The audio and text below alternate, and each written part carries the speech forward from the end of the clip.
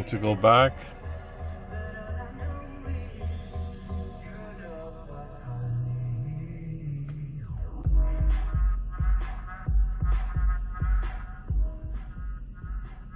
so you guys could see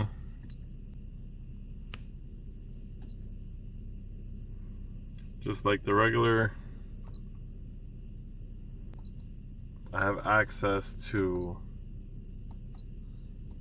all the settings that it would have.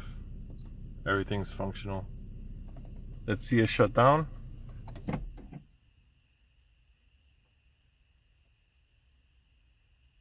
That's another custom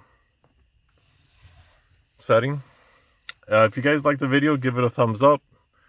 Subscribe to the channel. Appreciate all the support. Thanks, guys.